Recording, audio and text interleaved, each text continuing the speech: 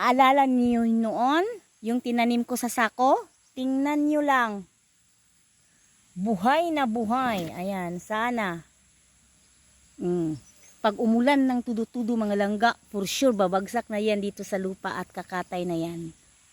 Ayan, kasi pag tanim ko, pag ganun hindi ko ginanon, kaya para siyang sitaw.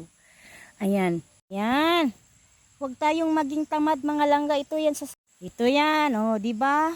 Nabubuhay na, oh. Kung hindi ako nagtatanim, may nabubuhay ba sa aking kamote?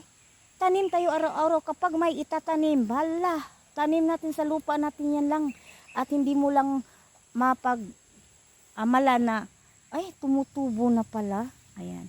At ito yung huli kong tinanim. Ayan, patungo na siya sa bubuhay mga langga. Hindi pa siya ganun kabuhay. Pero alam mo, mabubuhay yan kasi, ayan, tingnan nyo. Ayan, sumusilingsing Siyempre, yung dati, mawawala yun. Magsasalingsing yun ang sign na healthy yung kamuti mo. Ayan, mayroon pang isa dito mga langga. Ayan. O, nagsasalingsing na. May tinanim akong iba. Ano to? Kala ko kamuti. Hindi wala. Ito talaga ha. Ito. Kamuti to.